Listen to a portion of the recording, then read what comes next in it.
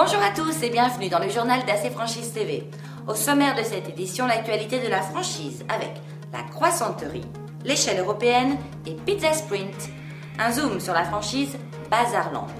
Dans l'actualité business, Aurora Ndong nous parle de la 5e conférence sur la franchise italienne.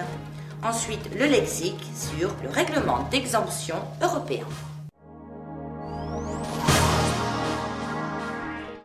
Organisé par le Master Distribution et Relations Clients de l'Université Paris-Dauphine, le trophée SCOPS 2010 vient récompenser les projets les plus innovants en termes de bénéfices pour les clients et d'efficacité pour l'entreprise innovante.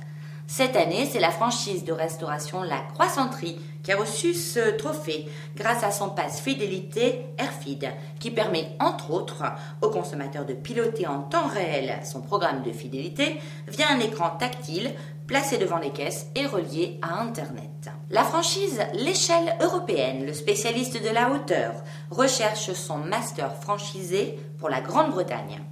Présent sur les territoires français avec plus de 45 points de vente, l'échelle européenne se développe désormais dans toute l'Europe, en Grèce, en Espagne, en Belgique, au Portugal.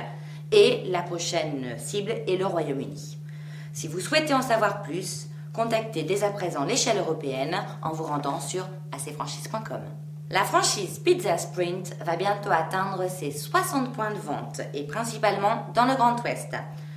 À la recherche de nouveaux partenaires, l'enseigne a mis en place un dispositif d'accompagnement de ses nouveaux franchisés très structuré et propose d'ailleurs une logistique rodée et performante. Pour créer votre franchise Pizza Sprint, rendez-vous sur acfranchise.com. Zoom sur la franchise Bazarland. Le discount est devenu un véritable phénomène de société. Suite à la baisse du pouvoir d'achat, le consommateur se tourne désormais de plus en plus vers le discount, qui prend des parts de marché dans presque tous les métiers, alimentaires, équipements de la maison, etc. Pour les produits basiques, les concepts gagnants sont ceux qui apportent les prix les plus bas, sans sacrifier le confort d'achat. C'est justement dans ce contexte favorable que la franchise Bazarland développe un concept de bazar moderne, spécialisé dans l'équipement de la maison et de la personne et en appliquant les techniques de la grande distribution. Bazarland offre à ses clients 8 grandes familles de produits, que ce soit décoration, cadeaux, art de la table, loisirs, linge de maison, bricolage, prêt-à-porter et même petits meubles. Le franchiseur se différencie par un assortiment permanent à 80% et une politique tarifaire extrêmement agressive. Le prix moyen est à 3,91 € pour un panier moyen à 17,50 €. Le discounter Bazarland assiste ses franchisés dans le développement, dans la mise en œuvre de leurs projets et les accompagne tout au long de leur activité grâce à des professionnels compétents. Un service commercial qui sélectionne les fournisseurs, les produits et commande des implantations pour les ouvertures. Un service publicitaire également qui assiste à la réalisation des campagnes d'ouverture, dans la mise en place, le respect de la charte graphique, élaboration d'un planning public promotionnel.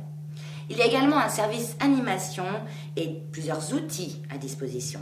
Des visites régulières dans les points de vente, une assistance dans l'application du concept, un système informatique en réseau spécifique et adapté aux besoins des franchisés. L'apport personnel permet de financer les agencements, l'informatique, le droit d'entrée, les frais de façade, la publicité également spécifique à l'ouverture, la rémunération du personnel un mois avant l'ouverture.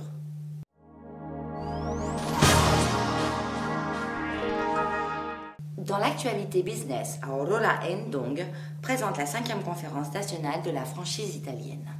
La 5e conférence nationale sur la franchise s'est déroulée au début du mois de juin à Milan. Il s'agit de la conférence organisée par l'association de la franchise italienne Assofranchising. Il s'agit du rendez-vous incontournable pour le marché de la franchise en Italie où franchiseurs et experts se réunissent pour faire le point sur les performances de la franchise. La manifestation a eu lieu dans les locaux de la Chambre du commerce de Milan et le programme a été riche en contenu. Le matin, plusieurs tables rondes ont eu lieu autour du thème « La franchise, moteur du développement du secteur de la distribution ».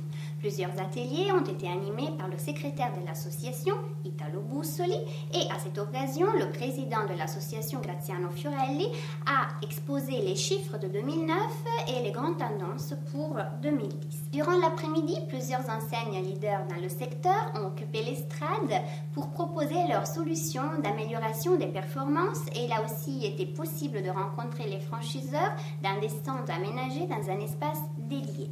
Assofranchising réunit environ 230 enseignes et c'est une référence sur le marché de la franchise en Italie depuis 1971. AC Franchise TV réalise depuis décembre 2009 le journal télévisé mensuel de l'association et nous étions présents à cette occasion en tant que partenaire à qui Assofranchising a confié la réalisation du reportage vidéo complet de la journée. Place au lexique de la franchise avec le règlement d'exemption européen. Règlement d'exemption européen. Il faut savoir que le traité de Rome, l'article 85 alinéa 1 du traité de Rome, interdit les ententes commerciales. Or, la franchise est une espèce d'entente commerciale. Pendant un moment, elle a donc été menacée.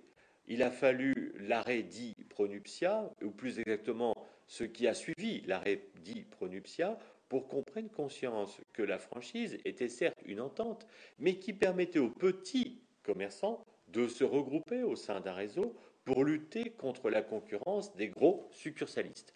Et donc, la franchise a été reconnue comme un moyen d'augmenter le niveau de la concurrence et non pas de l'affaiblir.